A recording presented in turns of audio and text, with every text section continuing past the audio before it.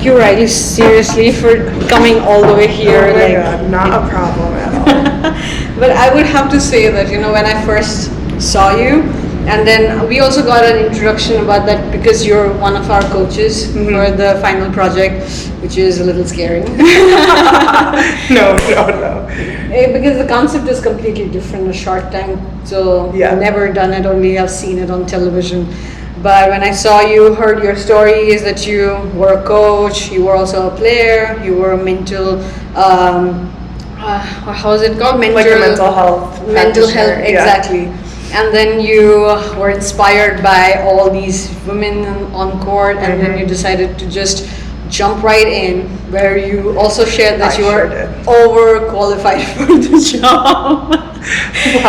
Well, I mean, honestly, I think there's just different qualities that I bring to the job that aren't typically in sports. I think I bring an academic side of things. Like, I'm a student, I'm going to get my doctorate, like there are things that I think as researchers we really want to be where everything's going on, and so like there are times where when I think of academics being a little bit academics has a history of being very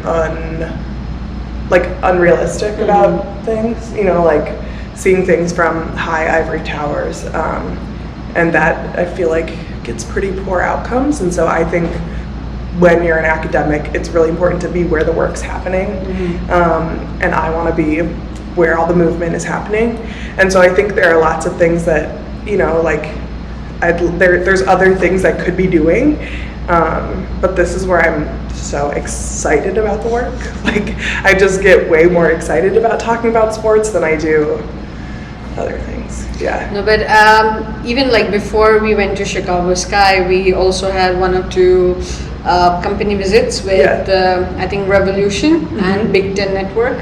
They were like huge. They of course have a very huge background of doing a lot of things in sports from generations, I would say. Yeah. But when they presented themselves, they always had a slide. They always had talking about the numbers, etc. But you were like a very different category, I would say, when it came to presenting. You started with sharing your journey completely, and then mostly what inspired you, what got you into sports, especially women's in sports. Yeah. And then I would say that I actually look up to only one person, but you are actually the second on the list at this point. We were all coming back, all the girls, we were talking like how amazing was Riley. I seriously, honestly speaking about it. And I also told one person that if there is a possibility of taking suggestions, I think in career, I would definitely reach out to Riley for that. Yeah, I'm always here for that. So yes. But what are the major differences or challenges you face, because you are born and raised in US, and what was the major problems or troubles being a woman in sports you faced? That is such a great question. It's interesting because I think the sports I grew up in were swimming and water polo. So that's very different from the sport that I work in with now, which is basketball. I played basketball in elementary school, but not, competitively. I would say the landscape of those sports are just very different. Swimming and water polo are very white sports just because of lack of access.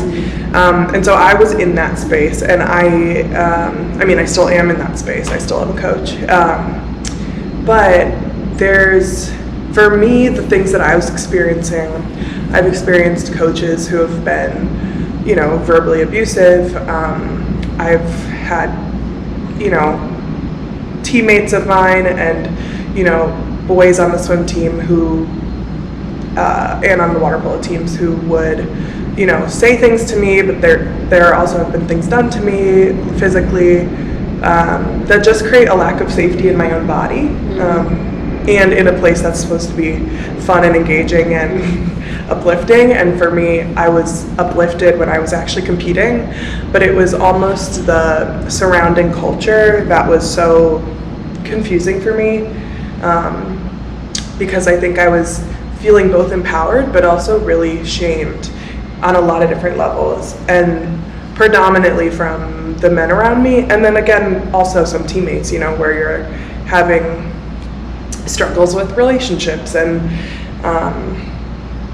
sports really teaches you how to advocate for yourself, and that's where I feel like I had to learn how to. So it's a blessing in, you know, in disguise, where it's like we've gone through a lot of challenges and I learned a lot of skills through them, but some of the, a lot of the adversity I faced personally was yes, people surrounding me who maybe some were kids and, you know, growing and learning themselves, and then some were adults who I think I see as misaligned as to why they want to be coaching or working with kids, because it did not feel like they wanted to be there, you know? But sometimes even like when I went back to India, and India has a very diverse culture, a lot of people in the country, that's why they are segregated to different parts of the world. But I played professionally badminton since the age of 12. Wow. So I started playing badminton since the age of 5. Yeah. So oh my gosh, yeah. I don't really think that it's a very big deal. I don't know. I'd never praised myself in that way. Yeah. So a lot of, I would say, parents, my juniors, they were like, why don't you start coaching them? But for me, I think it's a very big responsibility that you're not taking care of all those kids, and then you know how kids are these days. I sure do, yeah. Like especially teenagers, like I'm scared of them at this point. They can abuse you and they can just do whatever they feel like at this point. Yeah. And when I look at them, I was like, I was never like this. I mean, my teenage life was difficult. Yeah. Because I was a rebel. I think everybody was. Yeah. But I was never like them. Yeah. They're built different. They are. Yeah. I don't know. Yeah. What are the major challenges you face as a coach? I mean. That's such a good question. Yeah, I honestly have to say I was a little bit also afraid of teenagers before I started working with them.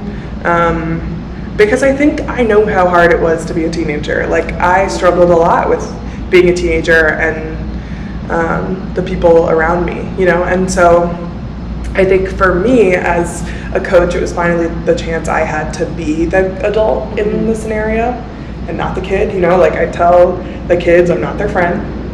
They're like, I'm here to be supportive of you and I love and care about you, but I'm an adult and you're a child, you know? And I think in a lot of the situations I was in as a kid, I didn't have people setting those boundaries very clearly, which messes with you as a kid, because there's boundaries that need to be kept up.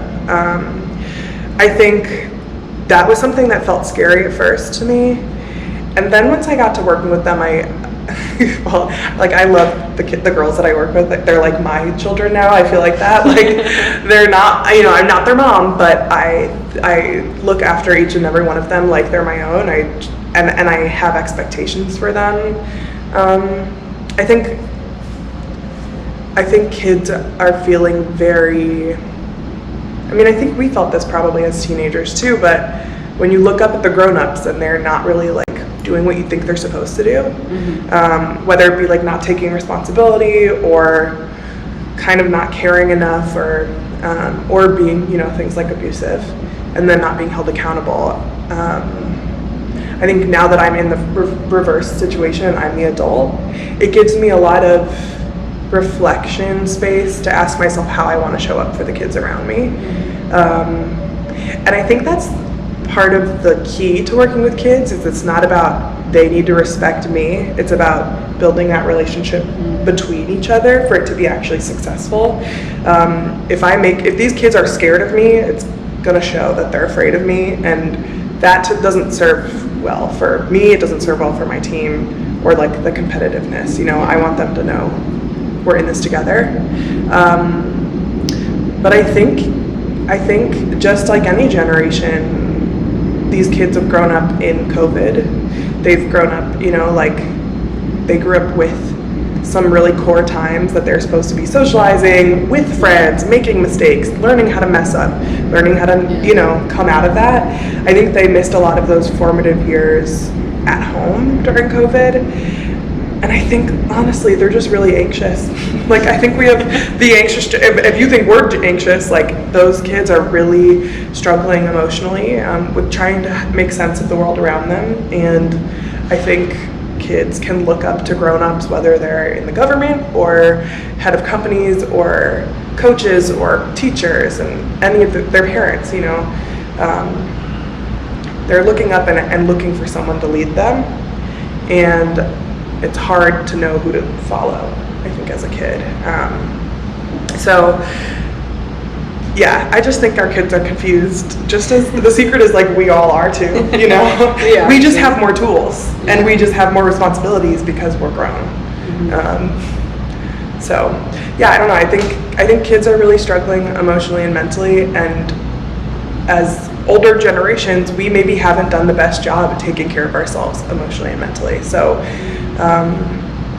we have to figure that out with them, and that's like a pretty, you know, weird and hard thing to do, but I think we're on the better path to be working with our kids instead of against them. What made you go to water polo? Because I've only seen water polo on Olympics, and I feel that's a super difficult sport because I don't know how body even moves in the water because I don't even know how to swim. Yeah. How did you even play for your school team? And you said that your team was one of the best teams. Yeah. Well, as a coach, my team has gotten way better. My team that I coach is the same high school I went to, and the kids I coach are way better than my team was when I was in high school. So that's really fun to be able to come back and be like, okay, now we're really good. No, but the truth is, I was a swimmer my whole life. Like my parents. When I was like a baby, I was in Wisconsin with my grandma at my grandma's house, and she has a house on a lake. So I was a baby, you know, like I just loved being in the water. And there was one night that we were on the dock as a family. Everyone's in their clothes, and I am like basically just able to walk. And I walked right off of the dock into the water. And my mom jumped in her clothes, you know, got me out, put me back on the dock. And the first thing I did is went right back in. And so my parents were like, okay, we got to sign her up for swim lessons. You know, they were like, it's time, like, obviously she's gravitating towards the water. So like, we should make sure she's safe in it. I did swim lessons. I loved it. I just always loved being in the water. I went to the YMCA. That's where I did swim lessons and joined the swim team. They wanted me to join the swim team at an earlier age, and I was like, I don't want to do the races. Like, that part sounds scary and hard. I just want to keep doing the like practice and swimming. But eventually they convinced me. I joined the swim team. I was a competitive swimmer through high school, and I was good. And when I got to being a freshman in high school, my first year, the girls told me on the swim team, they were like, in the spring we do water polo. It's just something fun we all do. Like, it's not as serious as swimming. It's and I was like, I don't really know much about it, but I went and tried it, and I had so much fun. Again, I had also never watched it. I didn't know how the rules worked. I'd been a swimmer and a dancer, so I didn't really understand like the rules of lots of other sports. Dancing in the water? No, just dancing on the land. But yeah, I did dance growing up too, and I loved doing that. But it was more of like a hobby than a competitive for me. So when I started playing water polo, there's a lot of rules. And the first 2 years, I would say, that I played in high school, I did not know the rules. I would get, you'd get penalties or fouls, and I would look to the ref and be like, I don't know what symbol they're showing, I don't know what's going on, but I was having so much fun. Like, it was way more fun than swimming ever was. And it was fun because I was getting to be a part of a team, and like, I did not care if I'd like to win, but I didn't know what was going on really. I physically was capable of doing the treading and staying above the water, and like, I actually had to be taught how to throw properly because I hadn't known, like in swimming and dance, no one ever taught me, how to throw correctly. So I literally had to learn from step one. I had no idea what I was doing, but I was having so much fun that I just kept going back. Like, and I fell in love with the sport, and I got pretty good at it. It's not a huge sport. It's really big in California and like a couple places across the country, but it's, again, like I hadn't even watched it in the Olympics until I knew what it was, and then started watching. But I just really liked it. I was having so much fun, and I was like, I think I'm kind of good at it. And I would go to different camps across the country and just trying to learn more about the sport and get better. And then by the time I was applying to college, I was like, I actually think I might want to play in college. And I got recruited and ended up going to play on the collegiate level, which was like crazy given that I'd only been playing for a few years. But I was having so much fun, and like I think the advantage that gave me, a lot of the other people at that level had been playing their whole lives, and so since they were 5, and at that point they'd kind of been burnt out, where they're like, I'm exhausted by this sport, and I was just all in. I was like, I can't get enough. And so I think I know I was a coachable athlete because there was so much to learn.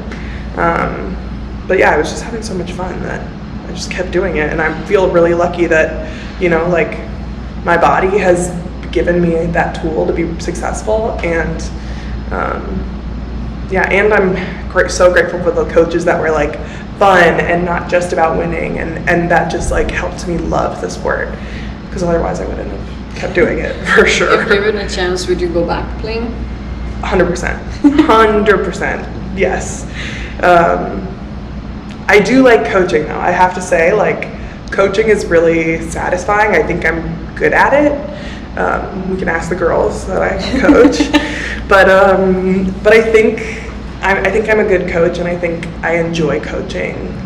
I can't imagine right now getting in and swimming. I do swim. Like, yesterday I swam, but I can't imagine myself getting in and doing it at the same level that they're all doing it in. Like, I look at my kids and I'm like, I can't believe I did that, because it's so hard.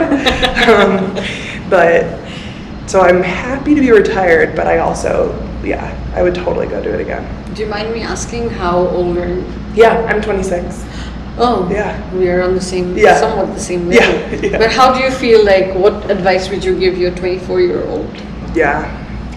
That's really interesting. I actually, like, in the past few years, I've gone through, like, a lot medically. I had lung surgery a couple years ago, like a whole thing, which is like a long story. But I think I've learned so much since then.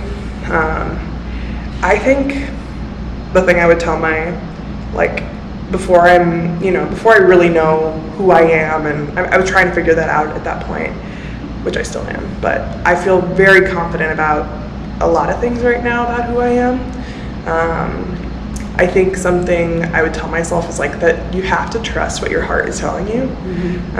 I think a lot of the world doesn't value our emotions and think that our emotions they kind of think that those are secondary, and actually I think that our body tells us so much through our feelings.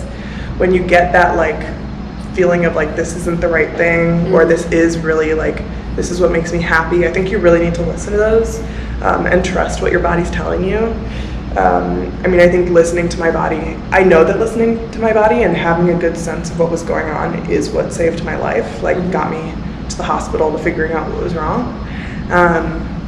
But I think I'm much better now, by the way.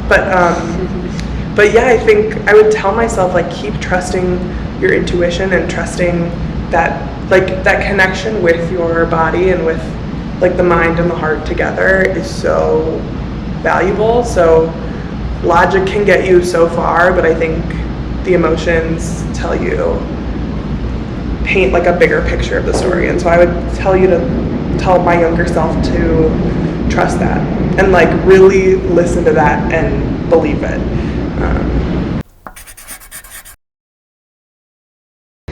There was also a movie in India which is called Padman. Mm-hmm. So a very poor guy in the villages of India, he saw his wife struggling through menstrual cycle, because in India we find like people, now it's getting developed with the mentality, but people used to think that, okay, if you are on your periods, then you're not allowed to go to a kitchen, you're not allowed to go to certain places which you worship God or something. You just be in your own space, like you become like a person which is untouchable. Yeah. Like you're infected, affected like that.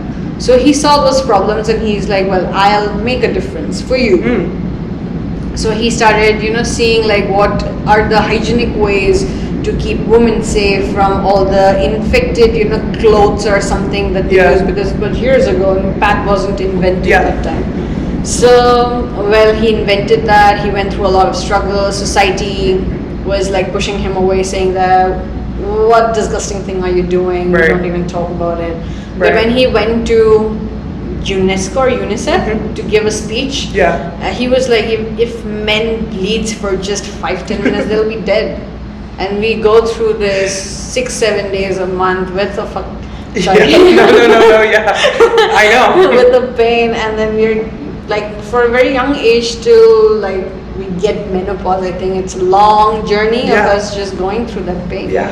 So they don't really, even if they say that, oh, we can understand how you feel emotionally as well, you don't. No. You really don't. Yeah. No, it's so interesting, because sometimes I wish that I could just be left alone when I'm on my period, so that Same. I'm like, I don't want to go outside, actually. Yeah, just leave me. But I think the idea that women are like, that it makes us, dirty or like apart, or needing to be hid and shamed, honestly, it's a perfect metaphor for so much of women's experiences. But I think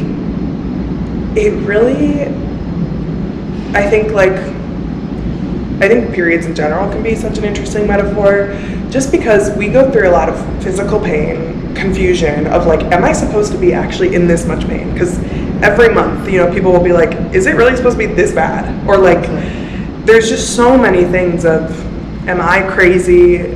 Why am I craving all this type of food when I'm on my period? Why am I, why do I feel like crap? And the truth is, we just don't know. Yeah. We don't know much about how our bodies work. Mm-hmm. Like, we get the basic information, but there is so much missing. And the work that our body is doing in that time is the most important work that our bodies do to keep the world turning, which I don't really mean that, like, women are much more than what their bodies do, but the reason we exist in this world today is because of what our bodies can do, the magic of carrying a baby. And we're witches. Yeah, I know, I agree. Like, it's really incredible that what a woman's body and anyone who can get pregnant's body can do. Like, I worked in a hospital working in labor and delivery for a year, and it changed my life in so many ways. But I think I would walk into a room with a mom who just delivered and ask how you're doing, and sometimes they'd be like, I'm really feeling like total crap, and some of them would be like, can you believe I just did that? Like, I just pushed a baby out, Like, there is such a beautiful, incredible life-giving source that we are, and that our bodies go through, and it's shamed to no end. It's fascinating to me, because I go and I did that work and I learned and I studied, and I was like, just our bodies are so incredible. And it's crazy because I'm working in the hospital, still not fully having, like, research hasn't been studying us for long enough, so we don't really know all the answers to the questions. But I'm going there every day being like, this is so incredible, and these people are they're having babies through so many different life experiences and challenges, and then to leave that and see how disrespected our bodies are it's a pain and a frustration that I don't think gets enough attention, because we've lost so much autonomy over our bodies, and in our country we're experiencing people getting those rights being stripped away from them, every day, and it's crazy. It's crazy, because I would love to see someone try to have a period, or let alone give birth. right? I'd love to see so many people, and we do those things amidst the rest of our lives. Like we have our period and go on and do school, work, sports, all these things. Everything. And we're going, I mean, we just don't get enough credit for all that we do. I will never stop saying that because we don't. Because people a lot of times will be like, oh, what are you going to do when you're on your period? Like they make jokes about, oh, the president, we can't have a president on their period because they'll like start a war. No, I don't know many women that have started wars. No, we don't. And you know what, like, catch me on the wrong day and I will start a war with you right now. It's like, I think we get a lot of credit for, or we don't get enough credit for what we don't do and the amount of times we hold our tongue. Because we have to hold our tongue quite often as women to not make things worse for ourselves. Not ourselves, like we know when we open our mouth, your character is just gonna go down. Yes. So yes. we are protecting Yes, you you're from right. getting robbed. Yes, you're right. Like I will tell you exactly who you are in a second if you Put say the you right thing. right in the place where you belong. Mm-hmm. Women naturally, like I said, we've been in these roles of caretaking, like as nurses, as teachers, as social workers. Those are things that we're just seen as, women are just better at that. They're more patient, they're more, tolerable, whatever. The truth is we've learned all those skills. And those are skills that other people can learn. We've just been forced into thinking those are the skills we are required to learn. And I think it's funny because we grow up, like almost as women, I feel like learning how to take care of other people, but I will refuse. Well, I won't be married to a man because I'm gay, but I think for a long time I struggled with the idea of marriage because I was like, this is such an unfair concept for women because they're just signing up for another job. And in my opinion, the way it's looked, is that women are signing up for a job through marriage and men are signing up for free work. Like for someone to do a lot of, like mother them, like you said, and mother their kids. And I think that's a huge job that women don't get paid for. And the longer it's just perpetuated that women are expected to do this work for free, and then maybe go have your own career for yourself outside of the house. Like, how tired are we? Like I don't have the energy for that. But it needs to be this shared responsibility of learning with each other and learning, and helping if we're raising kids, like doing that together, because all of those things are, really important. I just think that women have been doing work for free for a long time. I mean, they are right now, and they won't get credit for doing that work because it's just supposed to be innate, Well, we know how to live with it, so it's fine. Yeah, I know. Disappointing, but okay. Mm-hmm. It's frustrating. It's helpful when you have I think as women, we've had this understanding because we've been watching how people operate. I think men don't realize what they're doing all the time because they've never had to look at themselves.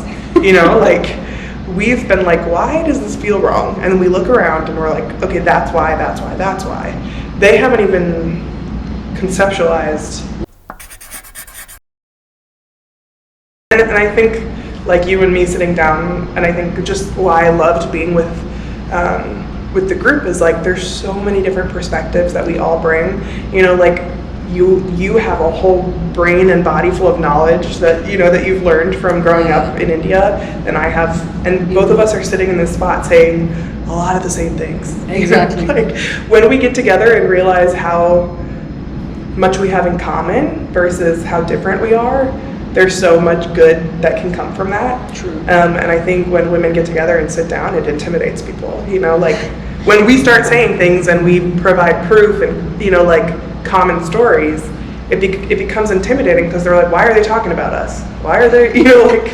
I think in Europe as well, when I went to Korea, even though they don't speak English properly, I think they also have a lot to say, for sure. I think go anywhere in any corner of the world, I think women can sit together and bitch about the same thing. Yep. It's It's been like the different forms of power been placed on us in different ways, some ways, but a lot of our experiences have been, they feel similar and they are similar, you know? Yeah, I really respect a person if they have emotional strength, like they emotionally present themselves. I would Yes. really value, adore that person more than someone being like, no, I don't have time for showing emotions because of whatever reason. Yeah. But just express yourself. Yeah. I mean, what's the problem? I mean, you can ask the people I work with. Like, I've cried at work many times, and I've been told that that's, and not just at this work, like in general.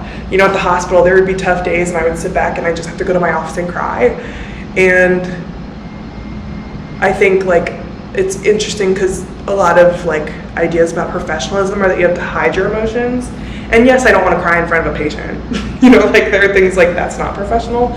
But me going back and crying is actually helping me be better at my job because I'm able to get it out, like move it along and understand why I'm feeling that way and move forward. And I think our emotions tell us so much about how we're going through the world. And when we don't express them, there's, I think, a big price to pay. Right. And I think we're looking at that because of men. They don't do enough of the expressing and feeling their emotions. And we're the ones that have to pay the price, you know? So we're very aware of the problem. I can actually speak on this topic like all day. Because it's endless. It's never ending. Like Yeah. I would need like several more lives to finish my complaints on one life. I'm sure when people watch this thing, they'll be like, "Why are they hating men?" Well, we have reasons. No, I actually think like whether they know it or not, it's not out of it's out of a hope for better for everyone. Like the truth is, I just feel like it's not my work to be done because I've done a lot of it already and I'm tired of it, and I'd rather spend my energy and time with women. Like for me, I just know that's where I'm more. I like working with women. Like when I think about being a social worker or being a mental health professional, I prefer to work with women. But I am quite aware, because of how many women I work with, how many men need the support too. Because women will come to me and say, my boyfriend, my brother, my dad, my XYZ, you know, my husband, all of those men who aren't being supported, I know are causing harm. And the truth is, like, hurt people, and I think there's men who are hurting all the time and don't know how to help themselves. The truth is they probably have to ask for help. And that is going to require a lot of their masculinity. But I think there's so much to gain when you ask for help, and when you sit and look and say, who am I really? Women have been told to do that for a long time. You know, I think like I felt this way in middle school, where I'm like, I feel way more mature than the people around me, like than the boys around me. I'm like, their jokes are not funny. You know, like I always felt that way, like they were a little bit behind. And I think that they've faced no consequences for being a little bit behind. And I've only gained from being a little bit ahead. Like, You gave an example with, you know, they scoring 1 point out of 10 and they're just thrilled. And you're like, we need to be better. You know, We they're need to be way like, better. let's get to practice and figure out how we're going to get better for next time. exactly. We've just always been told to be hard workers, to always get to the bottom of things, to get, and I think that's done such great stuff for us. Like, I think when women have been liberated, we've seen the success of what that does. And in all that time that we've grown and we've developed and we've exceeded expectations of generations before us, men have been asked to grow at all. Like, in all of women's liberation, I think men have been missing out on a feminist movement too. They've been missing out on the joys of expressing yourself, and they're missing out on a lot of beautiful stuff in life that we just get to live because it's accepted, more accepted, right?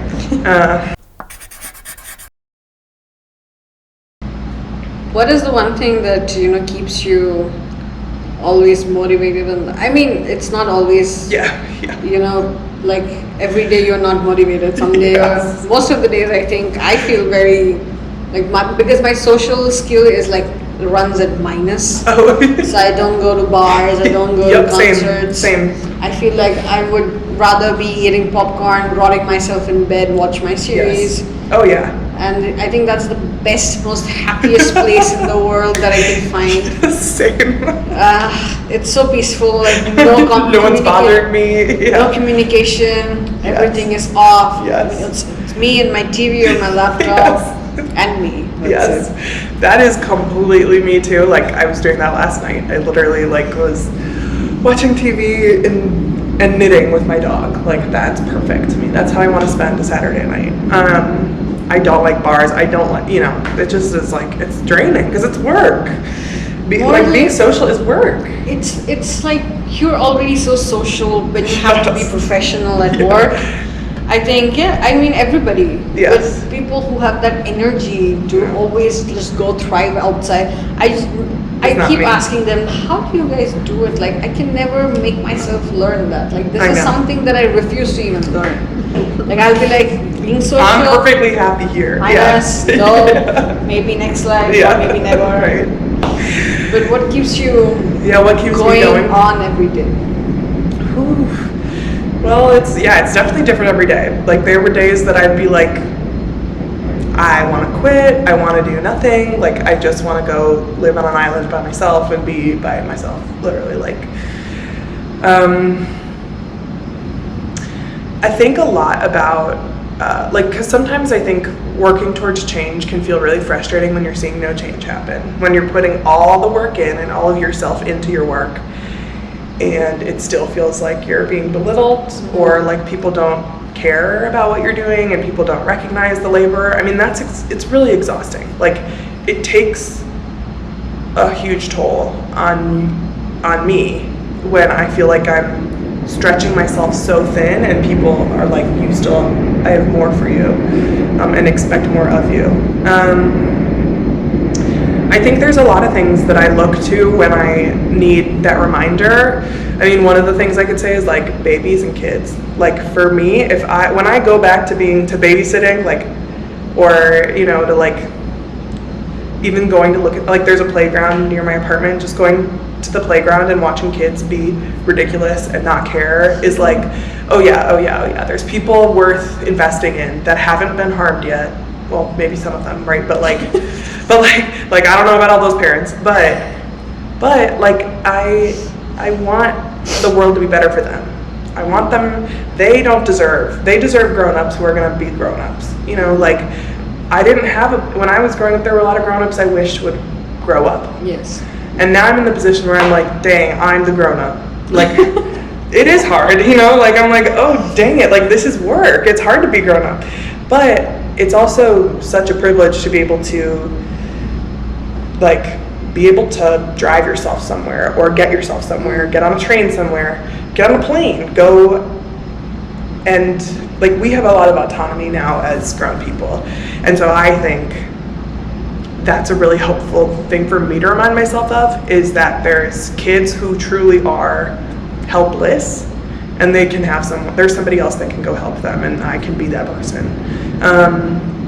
So like I have friends with babies who I'll be like, I will invite myself over and be like, I've had a hard day, can I come hang out with your kid? And usually they're like, please take them from me. I get them off of and I'm more than happy to be playing with a baby. Because it reminds you of what really matters, which is like keeping joy alive and helping, just helping kids get the best they can. I think kids and women are my why. I've mentioned that, but there are days that my high schoolers drive me crazy, and I'm like, I don't want to go to practice, and then I go, and I usually feel better leaving because they've reminded me like.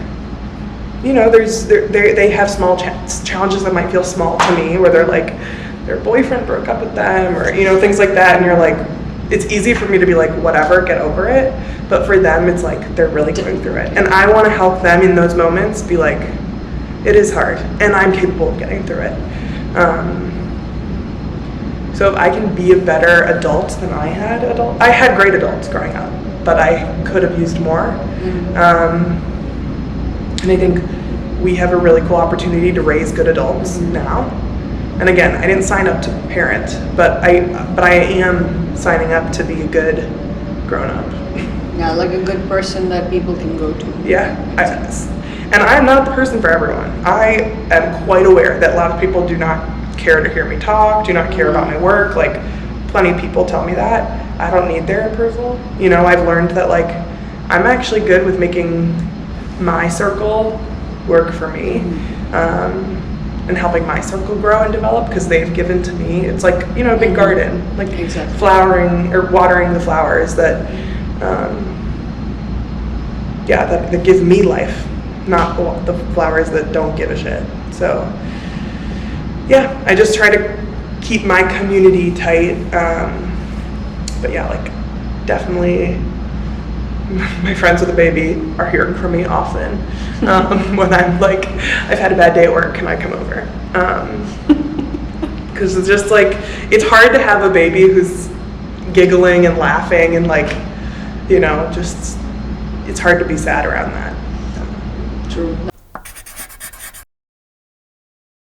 Like how you were saying, you know, a little bit like some conversations earlier, like men, they cannot wear pink. Yeah. And in my head, there is a character, if you watch Modern Family, there is a character Cam. Yeah, love And Cam. Yeah. I love Cam. I mean, the whole show is great, yeah. He is awesome. He's like such a go-to person. I would love to hang out with him.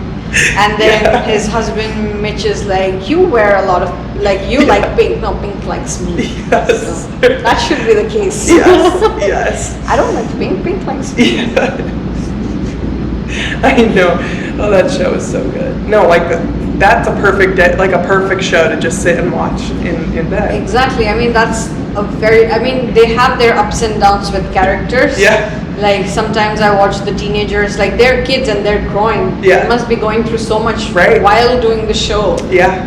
But even though in the shows, when their characters are developing, you feel like, oh, she's just being such a brat. Right. You never know what kind of thought mentality that person Yeah. might go through. But Yeah. but it teaches you a lot. Yeah.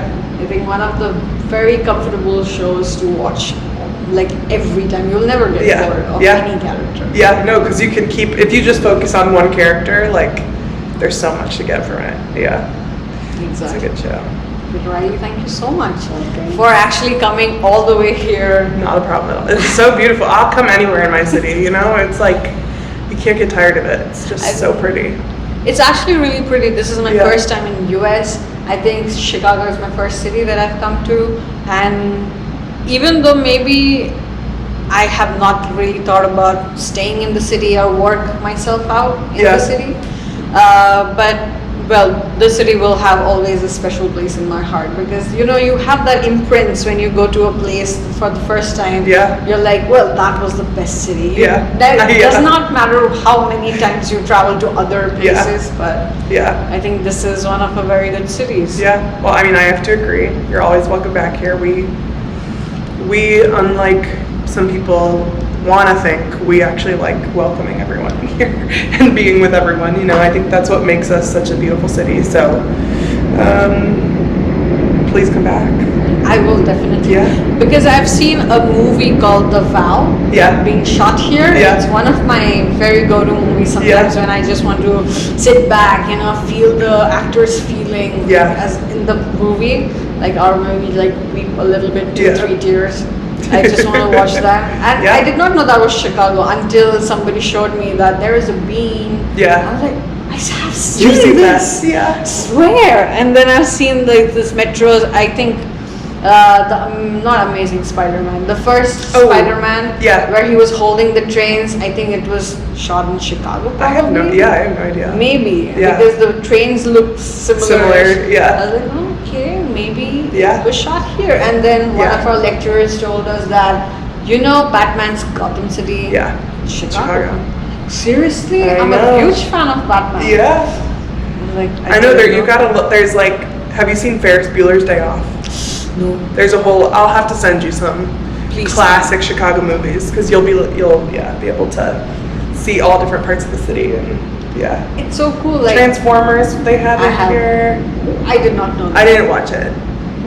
I don't watch it, but I know they filmed it here because I remember them filming it, like when they were. I was thinking that maybe Friends was from here, but that's from New York. Yeah. But it looks like there are some, those buildings which gives those Friends vibes, Yes. like US Yes. vibes. Yeah. It's so nice to see. Like, I feel like I can actually talk to you all day, and the Yeah. conversations can go all Wow. alone. But thank you so much, Riley, again Yeah. for making time Yeah, for the thanks for podcast. having It me. really means a lot. And you are actually my last guest, and I'm concluding the show. Wow. Although I did invite some people, but I'm.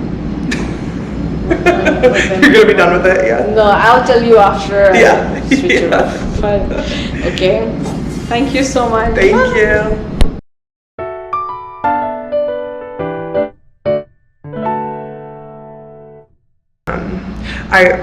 A coach that I worked with a long time ago, he told me something that I feel like paints a good picture. He coached boys and girls, and he would say, I had a team of boys. They lost 10-1 in a game. They lost really badly. They would leave that game and go, we won because we got 1 point. Like, even though we lost, we still can feel good about ourselves because we got 1 point. Where if a girl's team would leave and be like, we're trash. Like, we're trash. Like, we missed 9 goals, And he asked me, he's like, why do you think that's the case? And I had to say, like, that doesn't surprise me at all. Because I think women are held to such a high standard that, like, we are never going to be good enough for that job, for that role, for that credit. And men will take credit wherever they can get it.